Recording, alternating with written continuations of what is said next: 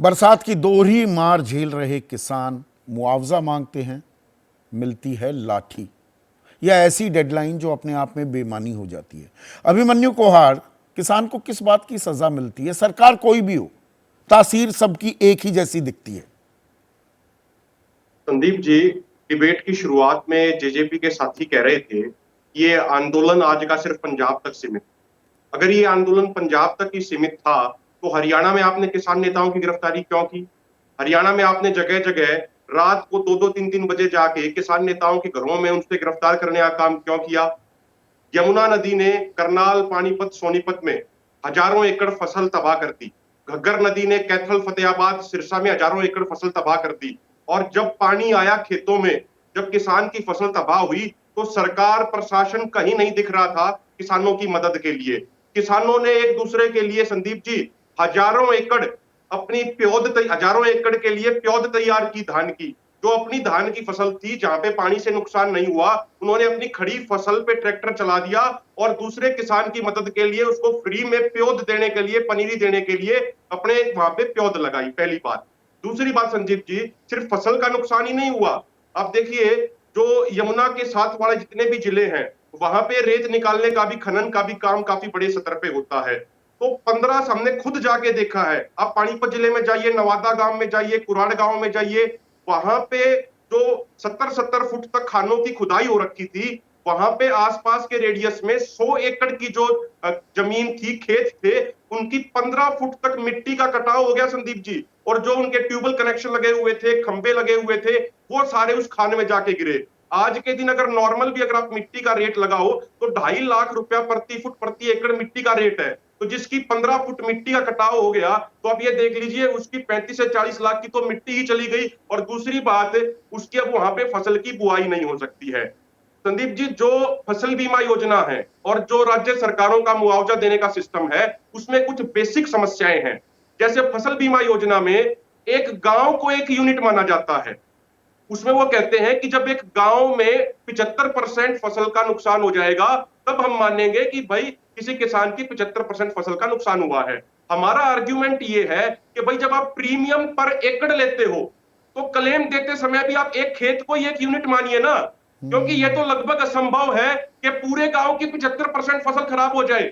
ये तो बहुत रेयर ऑफ रेयर केसेस में होता है। आप जब प्रीमियम एक खेत का ले रहे हो, तो आपको क्लेम भी पर एकड़ के हिसाब से देना चाहिए। अब गाड़ी का इंश्योरेंस होता है संदीप जी, इंसान अपना बीमा कराते हैं, तो वहां पे ये थोड़ी कहता है कोई कि आपके गांव की 75% गाड़ियों का जब एक्सीडेंट हो जाएगा, तब हम जाके आपको इंश्योरेंस देंगे, तब हम आपको जाके बीमा क्लेम देंगे। वहां पे तो एक गाड़ी का एक्सीडेंट हुआ तो उसका भी बीमा मिलता है, उसका भी क्लेम मिलता है। तो फसल बीमा योजना के तहत एक खेत को एक यूनिट माना जाना चाहिए। अभी कुछ दिन पहले पार्लियामेंट में जब डिबेट चल रही थी, तो खुद सरकार ने जवाब दिया कि फसल बीमा योजना के तहत प्रीमियम कलेक्ट किया गया 1,26,000 करोड़ का, और बीमा कंपनियों ने क्लेम दिया मात्र 87,000 करोड़ का। यानी जो योजना किसान के फायदे के लिए लाई गई थी, उस योजना से भी बीमा कंपनियों ने 39,000 करोड़ रुपए कमा लिए। और माननीय प्रधानमंत्री जी 2014 में जिस गुजरात मॉडल का जिक्र करके देश के प्रधानमंत्री बने थे, पिछले 3 सालों से उस गुजरात में प्रधानमंत्री फसल बीमा योजना बंद है। क्योंकि गुजरात की बीजेपी सरकार ने कहा कि इस फसल बीमा योजना से किसानों को फायदा होने की बजाय बीमा कंपनियों को फायदा हो रहा है। इसलिए पंजाब सरकार ने भी बंद कर दी। लेकिन अभिमन्यु, किसान को नुकसान हो रहा है, कुदरती मार पड़ी, ये मानते हुए भी क्या ये सवाल पूछना जरूरी नहीं हो जाता कि 15,000 रुपए जहां पर एकड़ पूरा नुकसान होने पर सरकारें देती थी, आप 50,000 रुपए प्रति एकड़ मांगने लगे? फिर तो आप भी क्या उस सीमा को बुरी तरीके से लांघ जाते हैं, अनरीजनेबल डिमांड करने लगते हैं। जी 50,000 रुपए दे दो, फिर तो आप कुछ भी मांग सकते हैं। दीप जी, पिछली बार 11-21 जो धान की किस्म है, उसका मंडी में 5,000 रुपया प्रति क्विंटल तक बिका था। बहुत सारे किसानों का प्रति एकड़ जो धान बिका, वो लगभग 1 लाख रुपए तक बिका था।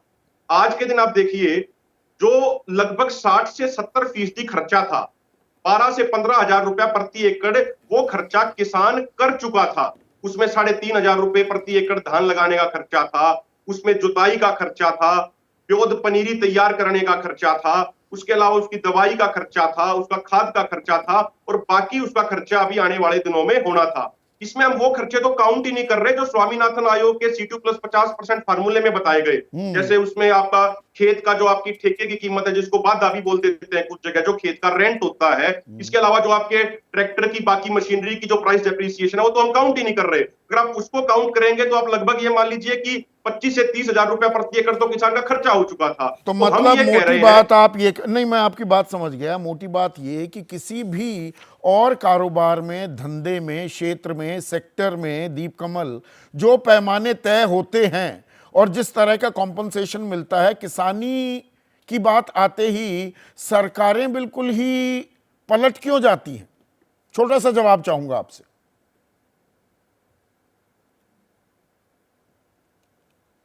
देखिए, इस मामले में मैं पूरी तरीके से आपके साथ हूं और मुझे जितनी आपको होगी उतनी खुशी मुझे होगी कि हमारी सरकारें इतनी सक्षम हो जाएं कि वो उस हद तक मुआवजे को कंपनसेट कर सके, नुकसान को कंपनसेट कर सके कि किसान को ये ना लगे कि उसको जेब से कुछ देना पड़ रहा है और उसका घर भी ठीक ठाक चलता रहे। हमारी सरकारों के पास वैसी सक्षमता भी होनी चाहिए और जो आपने कहा कि इच्छा शक्ति भी होनी चाहिए, प्राथमिकता भी होनी चाहिए। ये नहीं होना चाहिए कि किसान को एक वोट बैंक की तरह बस उसको इतना सा दे दो कि उसका बस किसी तरीके से घर चल जाए, गुजारा चल जाए और अगले सीजन में वो यकीन करे, विश्वास करे कि अब कुछ आ जाएगा, अब कुछ बच जाएगा। ऐसा नहीं होना चाहिए।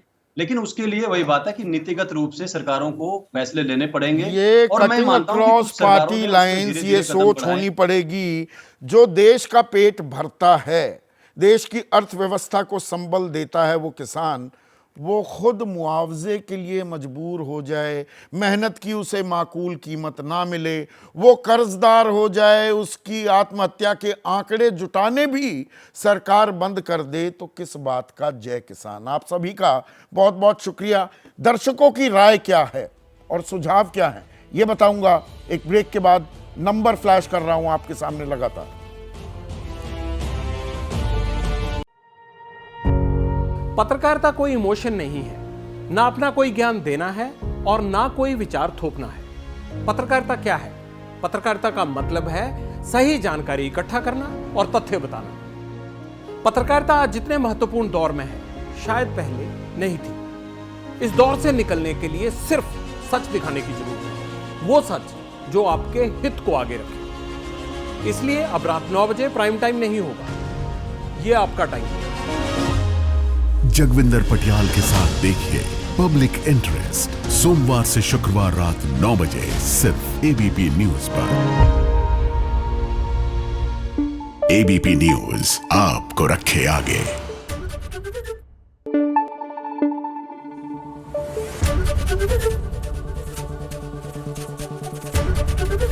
एबीपी न्यूज आपको रखे आगे।